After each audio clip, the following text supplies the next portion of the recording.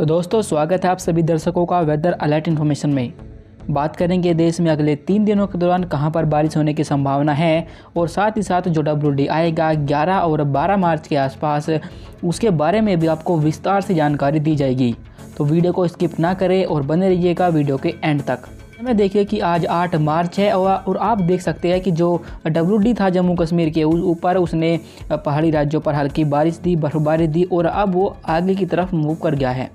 पर लेकिन अभी भी आप देख सकते हैं कि जम्मू कश्मीर के जो पूर्वी हिस्से हैं इन भागों पर उसका कुछ इफेक्ट दिखाई दे रहा है और यहाँ पर बादल छाए हुए हैं।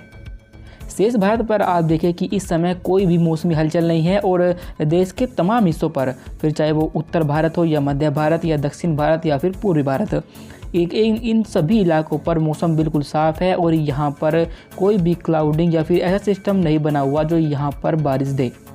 क्लाउडिंग ना होने की वजह से यहाँ दिन में धूप निकली हुई है, जिसकी वजह से यहाँ दिन में हल्की गर्मी महसूस की जा रही है। पर लेकिन उत्तर भारत के हिस्सों पर रात के तापमान अभी भी नीचे है, जिसकी वजह से यहाँ पर रात में सर्दी महसूस की जा रही है। आप देख सकते हैं कि जम्मू कश्मीर से लेकर कैस्पियन सी तक यहाँ तक कोई भी WD नहीं है, बल्कि जो WD के जो क्लाउड है वो आपको यहाँ इन हिस्सों पर दिखाई दे रही है। और ये बादल 11 मार्च के आसपास यहाँ जम्मू कश्मीर के पास पहुँचेंगे और 11 मार्च से लेकर 15 मार्च के बीच 2 WD आएंगे, जिनका प्रभाव आपको उत्तर भारत के मैदानी हिस्से और पहाड़ी राज्यों पर देखने को मिलेगा। 11 मार्च को जो WD आएगा वो इतना सशक्त नहीं होगा कि भारी बर्फबारी दे, पर लेकिन जो WD 13 मार्च को आएगा वो काफ़ी प्रभावशाली रहेगा और उसकी वजह से एक बार फिर से पहाड़ी राज्यों पर भारी बर्फबारी का नया दौर शुरू हो जाएगा और साथ ही साथ मैदानी हिस्सों पर भी उसका प्रभाव आपको देखने को मिलेगा और यहाँ भी बारिश के साथ ओलावृष्टि होने की संभावना हमें दिखाई दे रही है। अगर इन भागों पर फिर से ओलावृष्टि होती है, जिसकी वजह से यहाँ पर फसलों को फिर नुकसान होगा और अगर ऐसा होता है तो ये किसानों के लिए काफ़ी चिंता की बात होगी। जानते हैं कि देश के राज्यों पर अगले 3 दिनों के दौरान कहाँ पर बारिश होने की संभावना है। 9 मार्च के मौसम को देखिए तो 9 मार्च को आप देख सकते हैं कि एक नया WD है एक बार फिर से जो उत्तर भारत की तरफ बढ़ने लगा है, जो इस समय अफगानिस्तान और से सटे पाकिस्तान के ऊपर है। पर ये अभी इतना प्रभावशाली नहीं होगा कि यहाँ पर भारी बर्फबारी दे, पर लेकिन फिर भी इसके प्रभाव की वजह से तीनों पहाड़ी राज्यों पर हल्की बारिश और बर्फबारी का दौर आपको 11 और 12 मार्च को देखने को मिलेगा। फिलहाल 9 मार्च को आप देख सकते हैं कि तमाम हिस्सों पर मौसम साफ रहेगा, पर लेकिन सिर्फ जम्मू कश्मीर पर ही कुछ हल्की बारिश और बर्फबारी इसके प्रभाव की वजह से होने की संभावना रहेगी। बाकी हिस्सों पर आप देखें कि हिमाचल प्रदेश, उत्तराखंड, पंजाब, हरियाणा, दिल्ली, उत्तर प्रदेश, राजस्थान, बिहार और हमारे मध्य प्रदेश, झारखंड और साथ ही पश्चिम बंगाल, गुजरात और राजस्थान, इन भागों पर देखें कि यहाँ पर लगातार उत्तर की दिशा से ठंडी हवाएं चल रही है और ये हवाएं तब तक चलती रहेंगी जब तक कि कोई प्रभावशाली WD यहाँ पर नहीं पहुँचता। जब भी कोई प्रभावशाली WD यहाँ पहुँचता है तो उसके प्रभाव की वजह से क्या होता है कि यहाँ पर जो हवाएं होती है वे उत्तर दिशा से हवाएं रुक जाती है और इसके प्रभाव की वजह से हवाएं इस तरीके से एंटी क्लॉकवाइज घूमने लगती है और इसी वजह से यहाँ पर ये हवाएं ऊपर की तरफ उठती है, जिसकी वजह से यहाँ पर बारिश होती है। पर 9 मार्च को इन भागों पर लगातार उत्तर दिशा से ठंडी हवाएं चलती रहेंगी, जिसकी वजह से यहाँ पर तापमान में कमी दर्ज की जाएगी।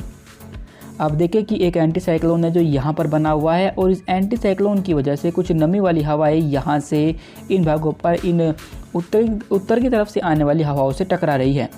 जिसकी वजह से यहाँ पर हल्की बारिश हो सकती है और ये बारिश पश्चिम बंगाल के दक्षिणी हिस्से और उड़ीसा के उत्तरी हिस्सों पर दर्ज की जा सकती है।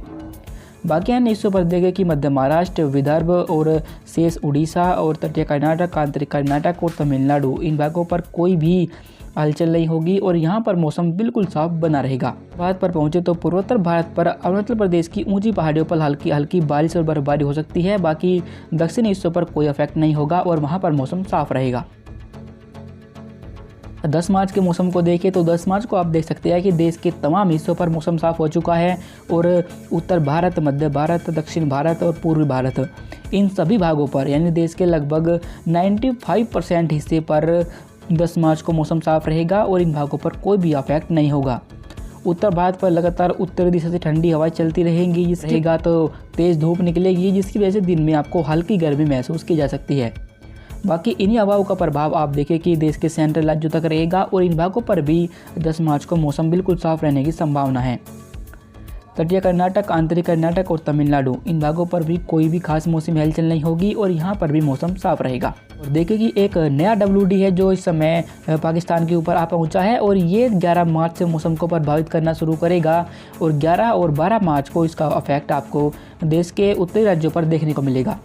इसके पीछे एक और WD है जो इस समय जो कि इस समय अफगानिस्तान और साथ ही ईरान के ऊपर है। ये सिस्टम 13 मार्च के आसपास मौसम को प्रभावित करेगा और ये काफ़ी प्रभावशाली भी होगा। 11 मार्च के मौसम को देखें तो देखिए 11 मार्च को WD जम्मू कश्मीर के ऊपर आ गया है और इसका प्रभाव पहाड़ी राज्यों पर शुरू हो चुका है। इसके प्रभाव की वजह से जम्मू कश्मीर, हिमाचल प्रदेश और उत्तराखंड की ऊंची पहाड़ियों पर यहाँ पर मौसम बदल जाएगा और हल्की बारिश और बर्फबारी शुरू हो जाएगी। पर लेकिन बारिश और बर्फबारी का जो दौर रहेगा वो 11 मार्च को जम्मू कश्मीर पर अपेक्षाकृत इन भागों के मुकाबले थोड़ा अधिक रहेगा और यहाँ पर एक दो स्थानों पर तेज़ बर्फबारी भी हो सकती है। हिस्सों पर देखिए कि यहाँ पर जो ठंडी हवाएं चल रही थी वे अब रुक जाएंगी और इन हवाओं की जो गति थी वो अब काफ़ी कम हो जाएगी। पर लेकिन 11 मार्च को उत्तर भारत के मैदानी हिस्सों पर कोई भी मौसमी हलचल नहीं होने वाली और इन भागों पर जब भी मौसम साफ ही रहेगा। देश के सेंट्रल राज्यों पर देखें कि यहाँ पर भी कोई भी मौसमी गतिविधियाँ नहीं होगी और यहाँ भी मौसम बिल्कुल साफ रहने की संभावना हमें 11 मार्च को भी दिखाई दे रही है।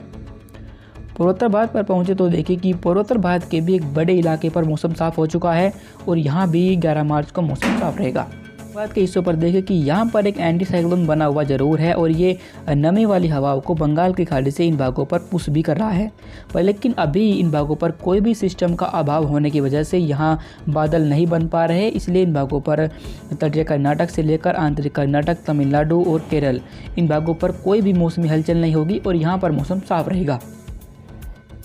अभी फ़िलहाल के लिए वेदर अलर्ट इन्फॉर्मेशन में अभी के लिए बस इतना ही। वीडियो अच्छी लगी हो तो लाइक करें और मौसम के हर अपडेट को जानने के लिए यूट्यूब पर हमें ज़रूर सब्सक्राइब करें। धन्यवाद।